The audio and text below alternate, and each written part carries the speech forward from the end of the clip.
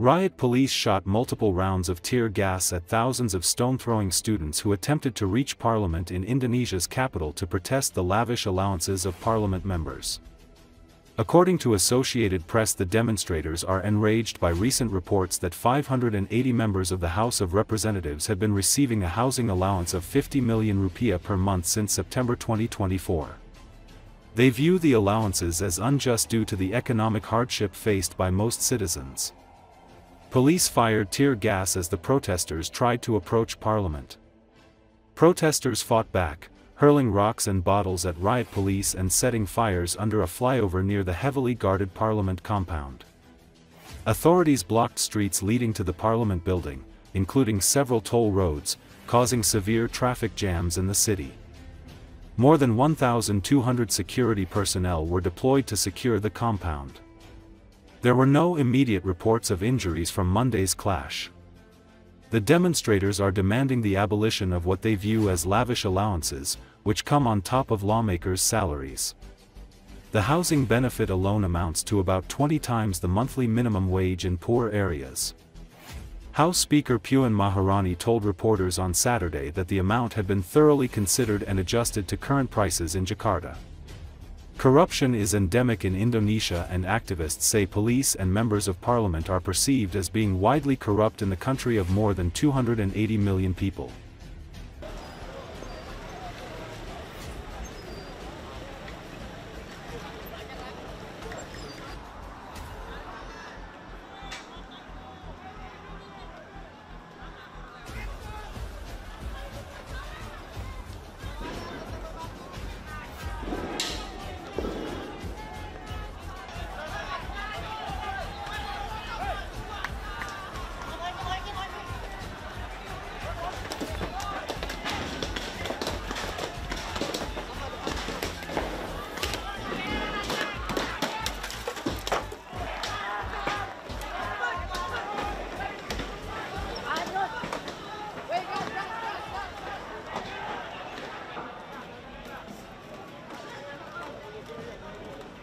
Ya, persiapan bertahan dulu, bentar.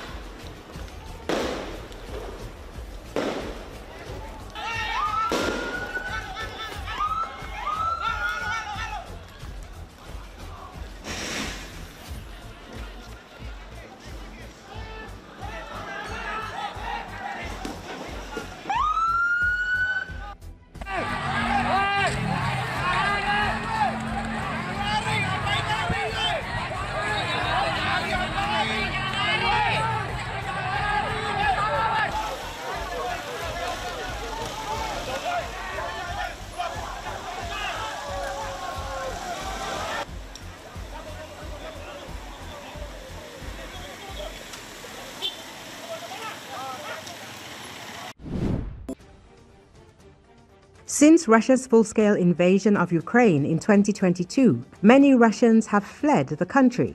These migrants, who include those fleeing political repression, avoiding military conscription, and opposing the war, have relocated to various destinations. This outflow is considered the largest exodus of Russians in the past 30 years, primarily driven by the war and conscription efforts.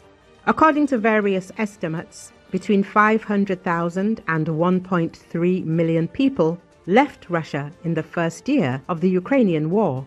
Russians moved mainly to visa-free countries: Armenia, Georgia, Azerbaijan, Turkey, Uzbekistan, Kazakhstan, Kyrgyzstan, Tajikistan, the UAE, and Mongolia. The state hides the fact of emigration and reports that the migration flow in the first 6 months of 2022 amounted to only 96.7 thousand people, which was even less than the pre-COVID figures. After the start of the war in Ukraine, the United States unexpectedly became the first country in which Russians applied for asylum en masse. According to incomplete figures, 48,000 Russians moved to this country. Those who went to Israel are mainly of Jewish origin. Musavat.com represents the top 5 countries where Russians currently live the most. The United Arab Emirates has long been a country where not only the rich live. Tens of thousands of Russians have moved to Dubai and Sharjah. They work here, do business, and gain status by opening companies. Moving here is not living like a sheikh, but a legalized way to work peacefully abroad. Renting an apartment starting at $1,000 is nothing in this country, from income to taxes. Russians choose this country not only because it is tax-free, it is both safe and has a stable economy. According to recent data, 100,000 Russians have moved to Georgia, and about 70,000 of them have already settled permanently in this country. Russians choose this place because their language is understandable, the climate is mild, and the food is delicious. And the price of renting an apartment here starts at just $300. Kazakhstan has been among the top 3 countries where Russians have settled the most in the last 3 years. Official statistics on permanent immigrants to this country have not been released, but hundreds of thousands of Russians have crossed the border since the war. The second country where Russians have settled the most in the last 3 years is our brotherly Turkey. 150,000 Russians have already received residence permits here. According to Russians, this is a tourist destination, but it is also very convenient to live.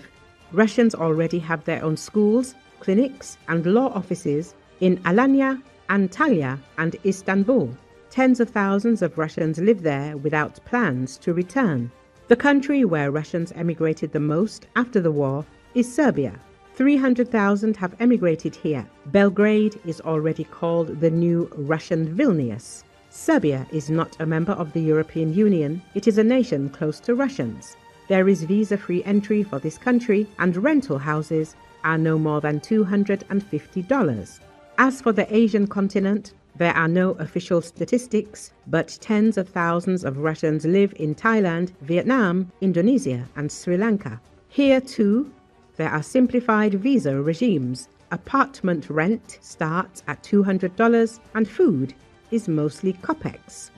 Most of those who have left Russia over the past 3 years are in their late 20s and mid-40s, globally minded and highly skilled. They come from Russia's biggest cities, Moscow and St. Petersburg, and predominantly work in the IT sector, academia, media, education, and the arts. Most left with accumulated savings and speak fluent English.